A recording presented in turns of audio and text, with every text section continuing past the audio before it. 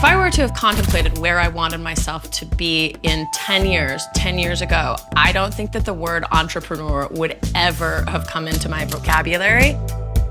I'm Linda Miller-Nicholson with Salty Seattle, and I create colorful pasta using vegetables, herbs, and superfoods.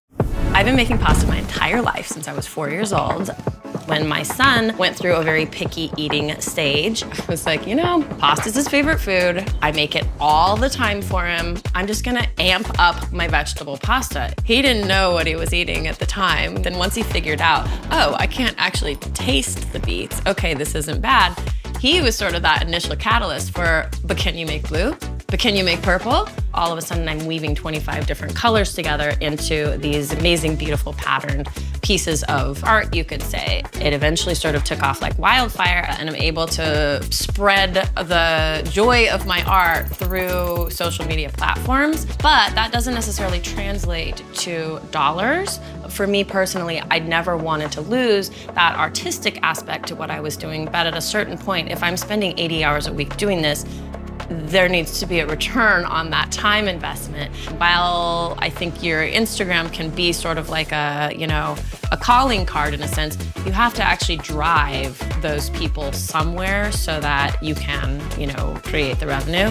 And so without a website, I literally wouldn't be able to, you know, feed my family. We are in the pasta studio, and I've got to make a couple of different pasta dough colors. This is kind of just a sampling of some of the things that I use. I like to use a bunch of different greens for pasta making. Seasonally watch kind of how the pigment is darker or lighter. So you can see right away that just adding a few beets completely impacts and changes the vibrancy. I started to realize that this was a concept that I absolutely needed to take from passion into actual career. Around the same time I signed my book deal, I had a lot of second guessing and questions, and my editor said, you probably should do it or your idea is gonna be out there without you. So I almost felt like I was sort of running after my own concept, you know, realizing that if I didn't put out there what I wanted to put out there, that someone else would have done it. All right, now for the fun part. I am going to take my beautiful rainbow palette of pasta dough, and I think I'll do a little bit of shaping freestyle. One of my deepest loves is to be able to teach other people how to make pasta. And during the pandemic, it's actually been really cool because I used to teach only in-person classes, and the pandemic has opened this up where now I can be piped into anybody's kitchen all over I've had students from every continent except for Antarctica. I'm working on it. Life goals there. Luckily, with GoDaddy, I was able to create an entire virtual class workshop page. Because of my complete lack of technical proficiency, I really needed a solution that was very plug and play, and so far, GoDaddy Website Builder has been that for me. It's been very eye-opening. I feel like I have got an ancillary business degree over the last several years of just sort of creating this small business and watching it flourish and thrive. GoDaddy had kind of the functionality that I was able to do a variety of different things with it.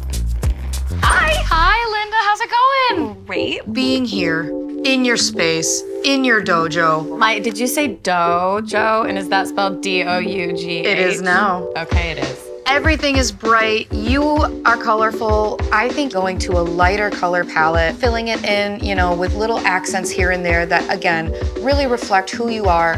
A blog would be perfect for this website. Even if you're not actively posting, if you can get each blog post sort of jam-packed with those keywords that people would go on the web looking for you, that will help you immensely with your search engine optimization.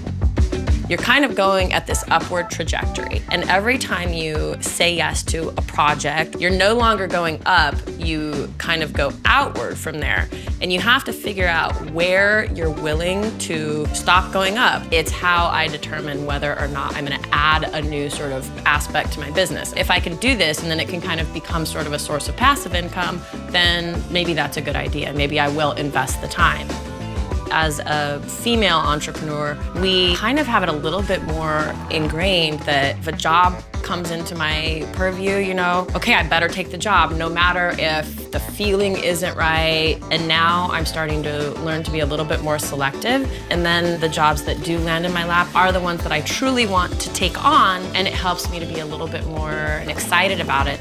Success is sort of a nebulous concept that means something different for everyone, but for me, always making sure that there is a meaning and a message and some joy behind what I do, and always be thinking about what's next.